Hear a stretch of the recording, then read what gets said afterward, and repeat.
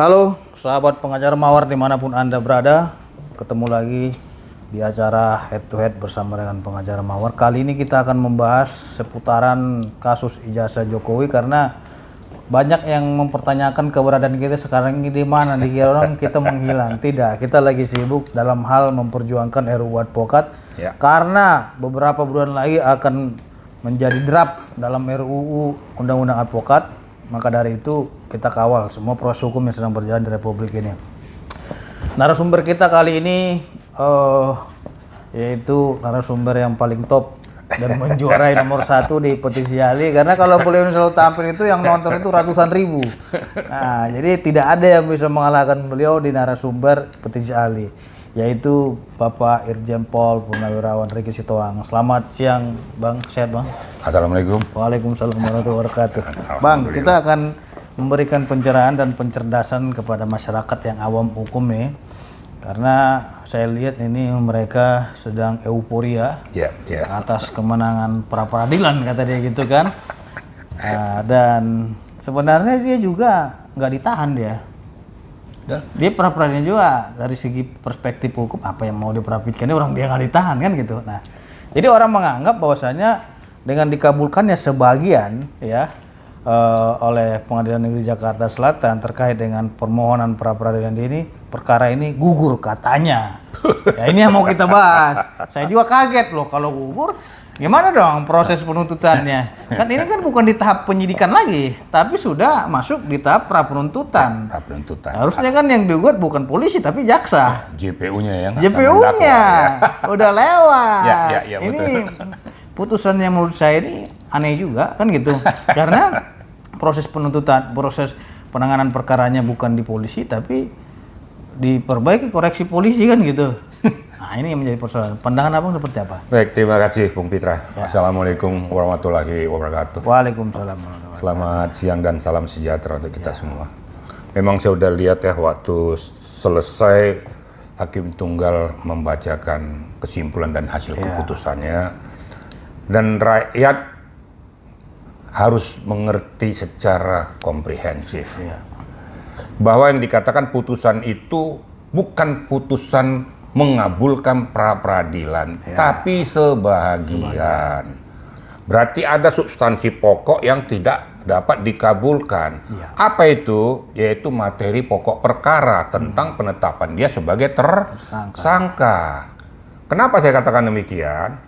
Apabila penetapan tersangka ini kalau memang mau di pra peradilannya harus dulu. Ini kan sudah masuk ke dalam materi pokok perkara, sudah ada pemeriksaan, saksi, bukti dan lain sebagainya. Lah, mana mungkin mau di pra peradilankan kemana lagi? Nah, jadi biar tahu kalau seandainya pun ini dikabulkan adalah sebagian, yaitu tidak saja suatu penggeledahan, penangkapan dan penahanan. Pertanyaannya begini Bung Pitra. Kalau saya bilang nih bisa jadi jeruk makan jeruk. Iya, jeruk purut ya. Jeruk purut jadinya.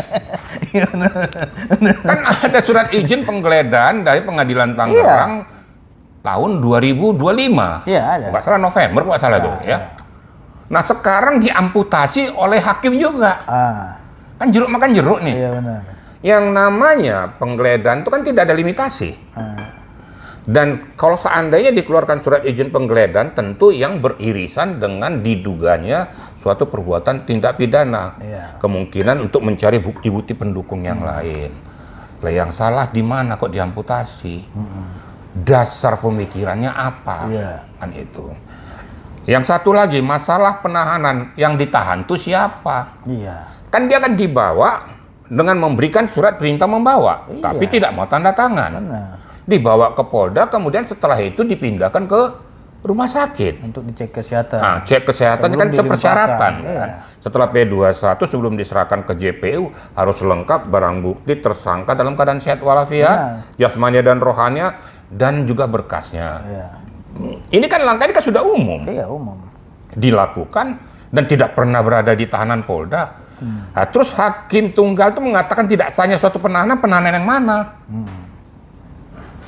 Kan begitu, Bung Pitra. Gitu. Nah, iya nggak ada. Orang dia langsung dibawa, dicek kesehatan, bawa, limpahkan. Terus yang selanjutnya, ini kan sudah ada penyerahan tahap 2 ke JPU. Berarti kan tugas dan tanggung jawab Selesai. penyidik secara keseluruhan sudah selesai. Iya. Ini kan sudah di era JPU. Pra penuntutan. Pra penuntutan dan mempersiapkan dakwaannya. Nah, yang salah di mana? Jadi Gitu. statusnya bukan tersangka lagi. Bukan kan, tersangka, gitu. udah terdakwa. Iya. Terus Karena sudah persoalannya di arena apa, sana, gitu? sudah diterima kan, dan mereka sudah dihadapkan. Iya. Nah, tapi walaupun demikian, Bung Pitra, namanya kita negara hukum, ya kita hormati Iya, benar. keputusan hakim tunggal Ya. yang sudah memutuskan itu apapun konsekuensinya. Karena saya mengingatkan kepada kita semua dan pemegang-pemegang palu, ingat di belakangmu tuh tidak ada gambar presiden dan wakil presiden. Ya. Tidak ada gambaran tertinggi, gambar di situ nggak ada. Berarti demi keadilan berdasarkan ketuhanan yang Maha Esa, bertanggung jawab kepada yang di atas, bukan bertanggung jawab terhadap unsur tekanan dan lain sebagainya. Ini saya mengingatkan kita supaya jangan seperti ini. Kalau seperti ini nanti, ya percuma hukum kita nih. Iya. Hukum kita ini jadi dagelan, jadi dimain-mainin. Nanti orang akan menuntut, lah dia bisa, saya enggak.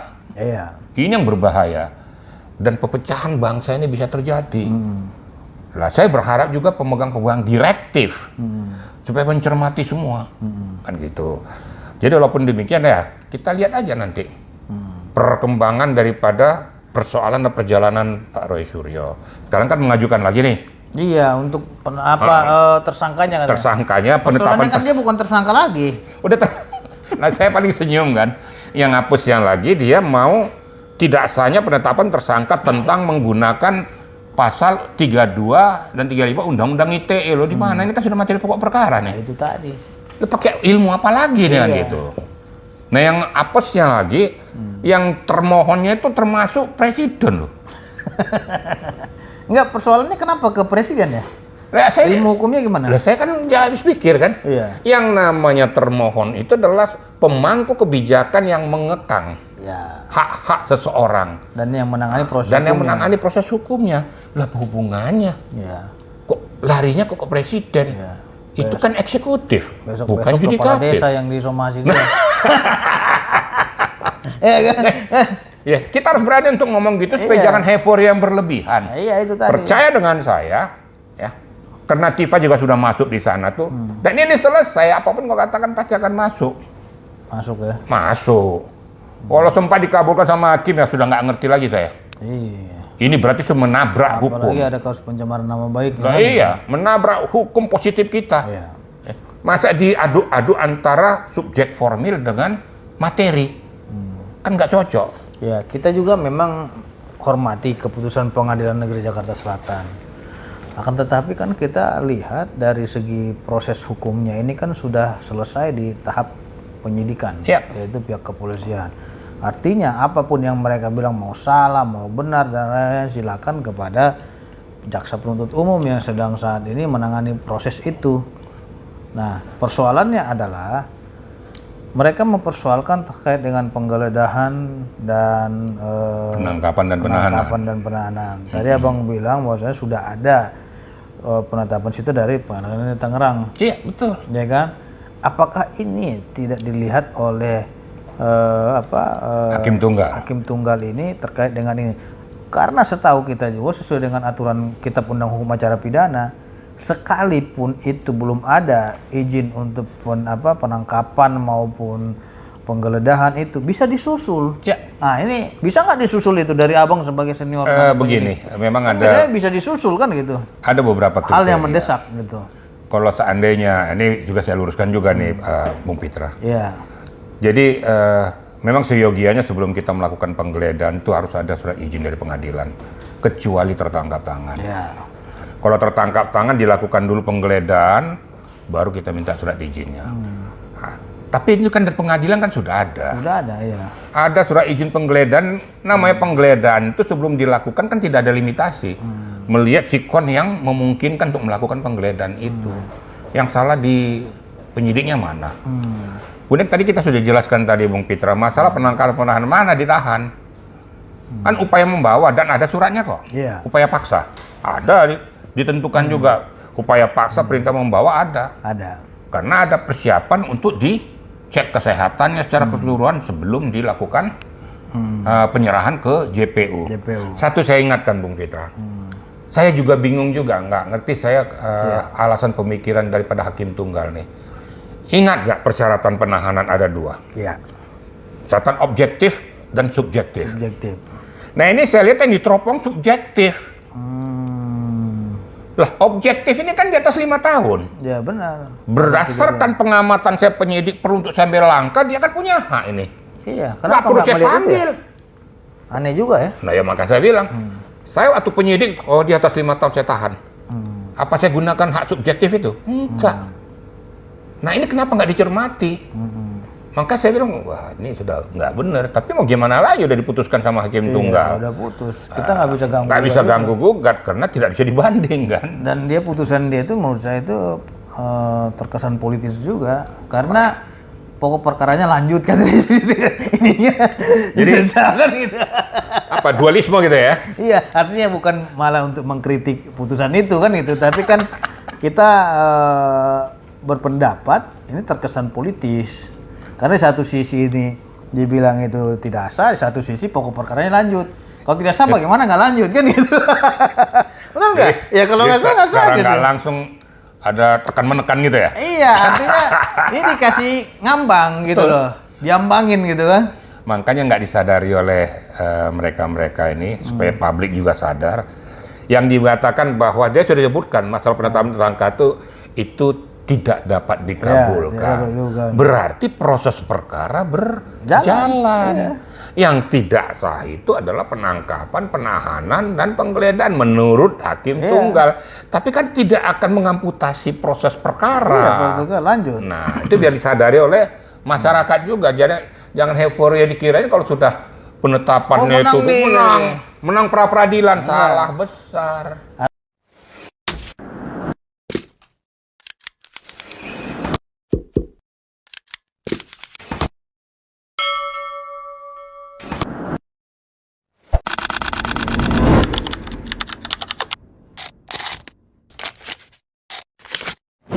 Artinya mereka menguji yang sudah usang. Nah itu. Ya kan sudah usang gitu. Lu bahas juga mau menang juga itu nggak ada gunanya. Udah sudah di JPU. Udah di JPU. Nah sekarang kan JPU sudah siapkan dakwaan. Ya kalau memang kita piawai. Karena memang mereka lagi perapit, memang ditunda dulu aturan kuap baru ini kan gitu. Memang peraturannya demikian. Iya, tapi kan Tipa nggak ngajuin perapit langsung disidang dia. Karena padahal materinya sama. Materinya sama, hakimnya juga sama. Nah ini yang ironis saya bilang. Ya kalau demikian ya kita lihat lah. Ya saya berharap kepada para pengacara kuasa hukum daripada Pak Jokowi tetap cool. Karena saya tahu bahwa kalian itu juga mengerti paham hukum. Ya. Nah, nggak usah berpikir bahwa rekan-rekan semua dijolimi. Tapi percayalah yang zolim itu pastikan hancur. Hancur ya benar. Nah, karena kebenaran itu akan selalu didukung oleh Yang Maha Kuasa. Nah, saya menguatkan para pengacara, termasuk pengacara yang sebelah itu, lakukanlah akidah hukum yang benar. Jangan karena kepentingan pribadi, kelompok ataupun golongan menabiskan semuanya. Membabi buta ya. Membabi buta, percuma kita belajar di Fakultas Hukum. Atau seperti itu, lah ya kan jadi hukum barbar nanti. Nah, saya melihat itu paling senyum-senyum saya, Bung Fitra. Alhamdulillah min dzalik. Oke. Terus ini Bang, kan dalam proses hukum ini juga kan kita lihat ada yang ingin menghambat kasus ini berjalan, yang katanya dia mantan pejabat, gitu kan? Wah saya juga pernah mantan pejabat di Polri katanya gitu kan. Jadi ya terkesan ingin intervensi lah. Nah, Abang lah sebagai senior di Polri bagaimana menanggapi itu? Ini bukan terkesan intervensi, Fitra. Sudah intervensi. Masuk lagi ke tahanannya nggak? Sudah intervensi. Udah intervensi. Saya sudah nggak hormat lagi. Oh gitu Bang ya? Oh dulu saya masih hormat lah. Tapi karena yang ditokok justru di mana dia dilahirkan. Tapi dia menjual ini, saya mantan pejabat kamu loh kata dia. Mantan pejabat gimana? Emang apa urusannya? Sampai dia datang ke Tahti gitu, ke rumah sakit gitu kan. Justru itu. Terlalu dalamnya gitu. Walaupun dia seorang itu, tapi dia penyidik yang bertanggung jawab. Walaupun saya seorang jenderal, nggak bisa saya ngatur-ngatur penyidik itu. Koordinasi boleh, tapi nggak bisa mengatur, nggak bisa maunya saya. Iya. Yang Karena maunya dia itu dulu nggak usah dibawa ke RS Keramat Jati tuh. Ya, makanya ganti aja dia penyidik dia. Ya maunya di situ aja, katanya ditahti aja. Kan nanti kita nggak tahu, nggak lengkap kalau di situ kan. Persediaannya apa aja, biar cek kesehatannya itu untuk tahap 2 itu kan lancar kan gitu. Itulah yang saya sedihkan Bung Fitra. Kalau orang lain ngomong mungkin saya masih inilah ya. Tapi sekelas beliau tuh ngomong kayak gitu sampai menghancurkan harkat martabat wibawa Polri itu, aduh minta ampun saya. Ini semua kita nih dari kelompok purnawirawan nih. Kebetulan saya ini kan ketua kelompok ahlinya PP Polri ya. Kita bicara tuh sangat menyesalkan sampai satu angkatannya loh. Hajar aja. Dia juga ada di grup juga. Hah? Gak ada dia. Waktu acara kemarin PP Polri kagak ada tuh. Kita baju PP Polri nggak ngerti juga dia pakai baju apa, nggak tahu juga saya tuh kan. Iya, sampai dia ke tahti dan kayak itu kan itu nampak kali, kasar kali gitu loh. Dan yang paling menyedihkan bukan itu Bung Fitra, nyebut kayak seperti teroris segala macam itu loh. Iya, kayak bukan orang hukum kan gitu. Nah, justru itu saya kok sedih banget. Ini kok kayak di warung kopi pembicaraannya jadinya. Dan selalu publikasi terus loh. Iya, publikasi Speak terus. Dia punya YouTube lagi sekarang. Jangan mau jadi YouTuber. Karena lihat Regi Sitohang mau tampil terus tiap hari nggak ada matinya ya. Walaupun beliau ini nggak ada YouTube Nggak loh. ada YouTube, tapi orang yang datang ke ini luar biasa nih, hebat gitu. Bung Fitra lihat sendiri pas datang sudah banyak semua. Udah banyak. Tiap hari tuh Bung Fitra. Mungkin dia ini kapan saya terkenal kayak Regi Sitohang ya kan? Bisa aja lah. Iya kan? Karena kan kenyataan abang nggak punya YouTube tapi populer. Iya. Dia nggak populer tapi menyerang. Menyuarakan kebenaran. Menyuarakan kebenaran. Persoalannya populer menginjak institusi sendiri kan. Aduh, gimana? Dia saya itu sedih besar banget di situ, dapat uang di situ, makan di situ, tapi diinjak gimana? Itulah saya miris saya bilang. Seperti saya nih ya. Saya dapat jenderal nih gara-gara polisi loh. Merinding saya nih. Saya makan gara-gara polisi itu. Saya dihargai orang gara-gara saya dari polisi. Jadi abang merah putih ke polisi. Oh, kan? Merah putih. Kalaupun ada junior saya yang salah, mendingan saya berantem ke dalam. Iya. Bukan teriak-teriak keluar saya. Baik itu tadi ya. Lah iya, teriak-teriak polisi nggak beres, polisi. Loh, kalau polisi nggak beres, Bapak dulu apa? Hansip. Kecuali kalau Bapak Hansip atau Pamong Praja. Iya, sama kita punya adik di rumah kita, terus kita ngomong-ngomongin ke orang. Iya, Gimana perasaan dia di rumah? Kan nggak lucu dong. Iya. Masa kita bongkar aib keluarga ke orang lain? Ini kan institusi kan aib institusi. Dia masih menganggap itu rumah dia atau tidak. Itu jadi masalahnya. Bahkan sampai Ketua PP Polri ngomong tuh, kalau memang ada purnawirawan yang juga menjelek-jelekkan Polri keluar, mendingan copot itu purnawirawannya. Sampai ngomong gitu loh. Sampai ngomong gitu ya. Iya, waktu kita ulang tahun PP Polri tuh, copot tuh, jangan pakai purnawirawannya lagi. Memalukan. Iya. Saya purnawirawan polisi, tapi menjelek-jelekkan polisi. Kira-kira manusiawi nggak, Bung Fitra? Iya. Aneh juga kan gitu. Nah ini terjadi kan. Kemarin dengan kalahnya pra-peradilan, kok malah dia yang seneng? Iya. Amit-amit jabang bayi, saya bilang. Dia kok tuh balik-balik gitu loh. Iya makanya. Euforia, glorifikasi. Dia euforia gitu loh. Langsung bikin podcast ya. Nah makanya jangan pakai-pakai lagi tuh. Sebut aja namamu, jangan sebut-sebut inisial belakangnya tuh. Ya benar. Coret. Gitu. Karena kan dia masih pakai jenderal-jenderalnya gitu. Nah itu coret. Jangan pakai lagi makan uang apa? Uang pensiunan dari polisi itu. Masih kok fasilitas Oh, itu. masih. Nah terus uangnya mau, terus apanya nggak mau gitu. Aduh. Gimana? Saya selama ini betul-betul hormat. Saya sama-sama dulu ya. Karena banyak juga yang sampaikan ke saya, itu kenapa dia ikut campur sih masalah hukum, kata Dan orang. offside lagi. Iya, dia fokus aja urusan kerjaan dia gitu. Yang satu, kalau Bung Fitra perhatikan baik-baik. Aku bertanya ini statusnya apa sih? Saya cari kuasa hukum kagak. Kagak ya. Loh kok dia lebih parah daripada kuasa hukum bicaranya? Bahkan dia ngompor-ngompori kuasa hukum ini seolah-olah kayak pahlawan duduk sendiri. Saya cek ke pengadilan kagak ada. Nggak ada. Tato di luar pengadilan dia. Iya, terus Pengadilan Jakarta Timur dia datang nonton, setelah itu cuap-cuap. Cuap-cuap. Amit-amit jabang bayi ini orang. Ini mau pansus atau apa? Ya, kan nggak gitu, tahu nggak saya. tahu kita. Sebenarnya kalau nggak bisa menjaga harkat martabat harga diri lagi, saya udah nggak ngerti. Saya kenapa ngomong sampai sudah keras kayak gini? Kok terus kok nggak? Ini kuping, mata kok nggak melihat gitu loh, nggak merasa gitu. Sadar nggak kau tuh sudah disepelekan oleh junior-juniormu, sudah nggak dianggap. Sampai nggak dianggap, benar. Nggak dianggap. Seorang itu loh, sama Bintara. Kenapa? Karena saat itu dia sudah ngomong tentang menjelek-jelekkan Polri-nya. Satu contoh Bung Pitra, yang bikin saya tuh emosi juga. Loh, RUU Polri itu sudah disahkan oleh DPR. Loh, kok kamu kritisi? Iya. Dia podcast dengan seorang mantan ketua lembaga lagi. Nah, udah tahu kan? Iya, tahu. Nah, mereka ngomong tuh sama-sama barisan sakit hati. Biasa semua ya. Nah, biasa semua. Ngomong menjatuhkan institusi Polri. Sejelek-jeleknya Polri, apapun itu ya sudah saya lah di situ gitu loh. Loh, malah dia yang bongkar-bongkar. Kapolri jangan berpikir seperti itu aja. Lu sudah mengkritisi Kapolri. Terus masalah Pak Habibur Rahman ngomong tentang ini polisi ya pakai yang baik segala macam. Emang yang lain kan nggak baik. Lah kan terlalu sentris. Udah kayak emak-emak ya. Nah ya kayak emak-emak. Iya. Maksudnya gue juga baik kan gitu kan. Siapa yang bilang lo baik? Jangan-jangan abang nggak ajak dia, kasih dong jabatan dia biar dia. Iya kan? Dia dari Sitohang komisaris MNC. Wah, saya apa nih kan gitu. Iya nggak? Itu yang saya sedihkan. Ya. Orang juga takut juga kalau sukanya berantem mulu. Benar nggak? Makanya saya bingung juga. Iya. Dikasih orang A, jawabnya B. Iya, enggak, takutnya orang mau kasih jabatan ini dihancurkan dia juga jabatan dia. Ngeri orang. Jurisprudensi. Iya.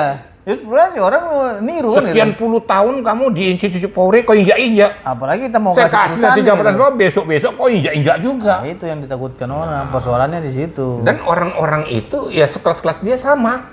Dikasih jabatan komisaris kan? Nginjak juga. Kan nginjak juga. Kalau seperti bagi saya, di mana saya dilahirkan, di mana saya berada, saya garda terdepan untuk membela di mana saya dilahirkan dan di mana saya bekerja. Sama itu baru aja betul. kita pelihara anak macan kalau gitu. Iya betul. Besok kita diterkam sama dia kan. Diterkam sama dia. Ngeri juga. Menyedihkan sekali. Nyatanya nggak mau belajar dia. Setelah P21. Iya. Katanya mau belajar. Mau belajar. Mana nggak belajar nggak datengin tuh JPU-nya. Iya. Nah itulah. Jadi apa? Lepas-lepas ngomong tanpa dipikir. Nah, oke Bang, ini kan si Tipe kan udah sidang nih, udah proses pembacaan dakwaan juga kan gitu, tinggal eksepsi daripada pihak tim pengacaranya. Iya, iya. Jadi mereka kemarin itu keberatan karena tidak diberikan barang bukti, berkas perkara dan barang bukti dan lain-lain. Jaksa udah bilang BAP udah saya kasih kamu, gitu. Apalagi itu aja kan gitu.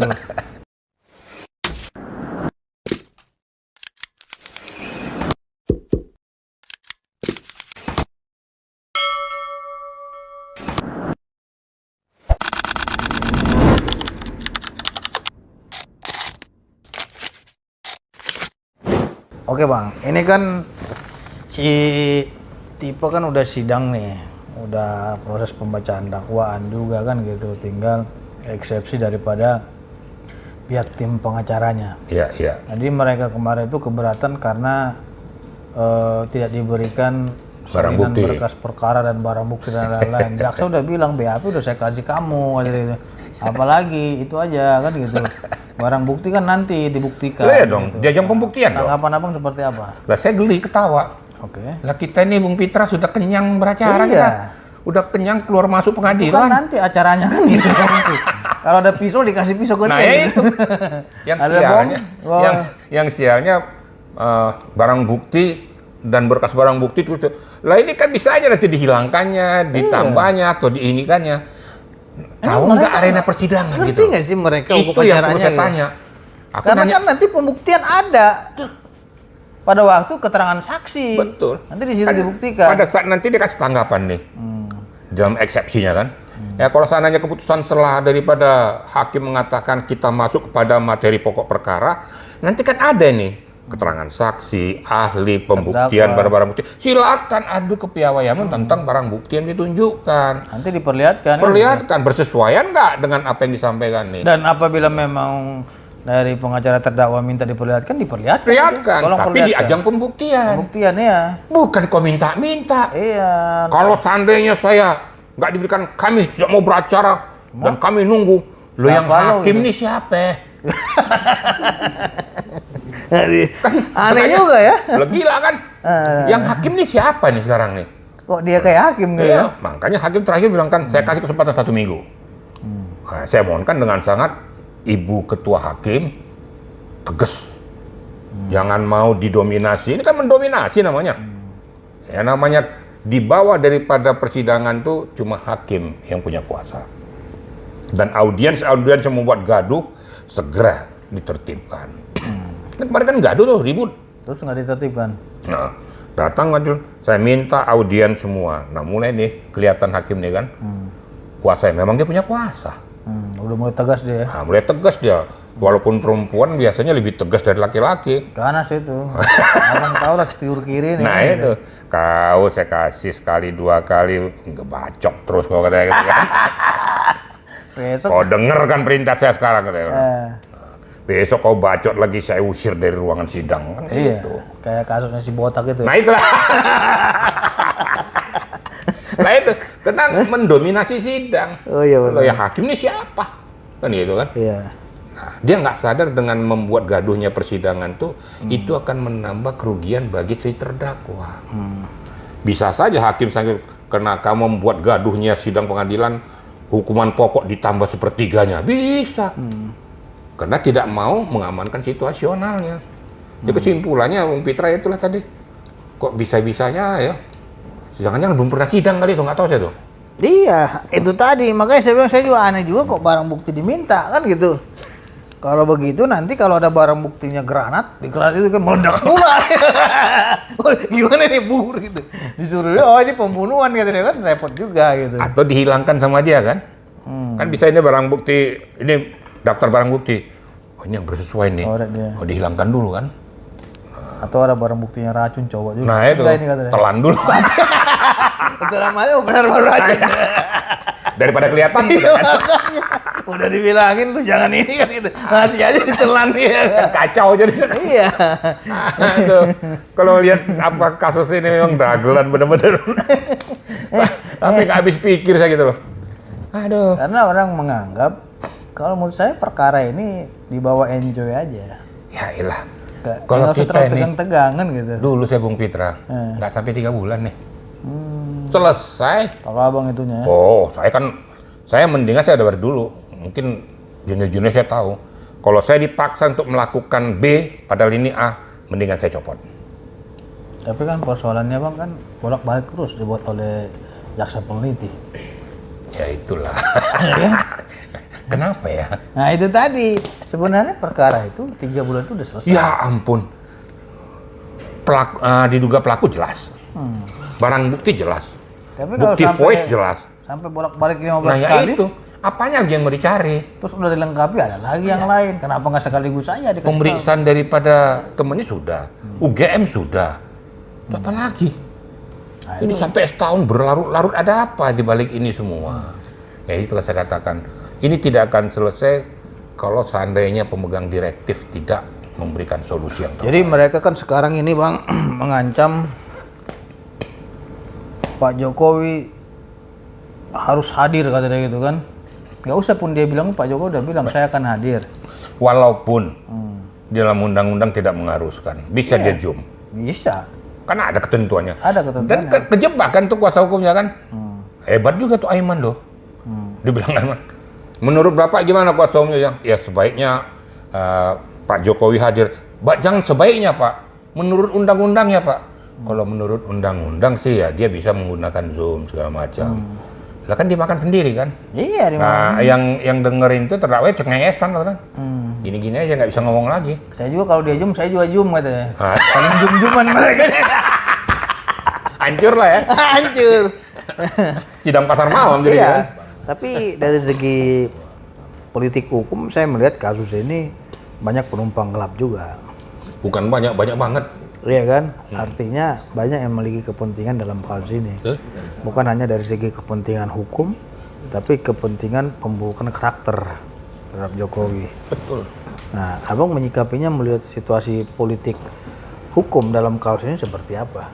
Begini Bung Witra, kalau saya perhatikan nih sasaran tembak itu kan jelas. Ini kalau saya melihat ini kalkulasinya adalah ke arah 2029. Jokowi sasaran antara, sasaran tembak itu Gibran.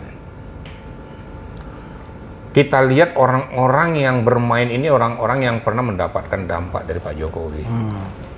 Dan mereka digunakan oleh orang-orang tertentu. Saya udah perhatikan, loh yang nggak ada relevansinya ikut menjamin. Nggak ada hubungannya loh. Saya nggak perlu sebutkan, ada mantan purnawirawan segala macam. Yang nggak ada hubungan hukumnya. Bisa saya menjamin, ada apa? Berarti ini dijadikan pion. Kami di belakang. Kan gitu. Dengan segala macam cara. Coba bayangkan kalau Bung Pitra masih ingat peristiwa sebelum dibawa besok paginya hari Jumat. Hari Kamis, Roy Suryo kemana? Dengan yang polisi itu. Dengan Refli Harun. Kan mereka Jalan di mereka ya? Bandung. Iya benar-benar. Kan ada acara di situ. Iya berarti mereka sudah susun strategi ya? Nah, ya itulah. Yang kedua ya saya juga nggak tahu juga, diundang dia juga ada acara juga. Kalau COG-nya kalau lagi seperti kayak gini, dieliminir dulu lah supaya bersih gitu kan. Tapi ternyata terjadi juga. Ini kadang-kadang pura-pura senyum di belakang matok dia. Iya. Ada di belakang saya udah lihat noh. Kenapa? Ada kepentingannya. Loh. Makanya saya juga berharap, nah ini saya harus tekankan juga nih Bung Pitra. Iya. Kalau memang betul-betul mau mendukung program daripada Pak Prabowo, kepanjangan tangannya para pembantu-pembantunya jangan main dua kaki. Iya. Itu luas itu bahasa saya. Benar-benar. Jangan main dua kaki. Fokus saja untuk membuat negara ini bagaimana supaya sejahtera. Bantu program-programnya Pak Prabowo. Ya kalau masalah Pak Jokowi mau apa itu kan urusan dia. Iya. Kan dia kan tidak mengganggu orang juga. Contoh menjadi pokok masalah waktu dia ke Lampung kan banyak sekali ngomong nih. Lah orang Lampung ngundang begitu membludak. Diputar balikan fakta ini. Persiapan safari politik dan lain sebagainya. Mau apapun itu kan hak prerogatif dan hak daripada seorang Jokowi. Iya, karena dia sipil kan? Iya dia sipil. Dia mau bikin laku apa juga kenapa. Dia kan tidak berbicara tentang apa. Hanya mendatangi, mengunjungi fans-fansnya. Ya terus kenapa banyak yang keberatan? Kenapa yang banyak keberatan? Iya. Terus kebakaran jenggot, semakin diputar balikkan permasalahan ini. Ya, itu saya bilang tadi, ya tolong para pembantu-pembantu ini ya jernilah. Jangan kepentingan pribadi kelompokmu tuh tidak lagi mengutamakan kepentingan negara dan bangsa serta rakyat Indonesia. Ini dalam nih Pak Bung Pitra saya ngomong tuh. Nanti kalau gini-gini terus tidak berjalan sampai sekarang ini, ya negara kita belum ada langkah-langkah kemajuan yang kita lakukan. Kenapa? Terhambat dengan seperti kayak gini. Oke Bang, ini kan kita lihat seorang mantan presiden, dua periode menjabat sebagai presiden dan memiliki jasa terhadap bangsa dan republik ini. Masyarakat beranggapan seorang presiden, mantan presiden melaporkan begini lamanya. Bagaimana kami rakyat kecil ini? Apa dampaknya ke hukum? Nanti akan kita bahas di segmen berikutnya.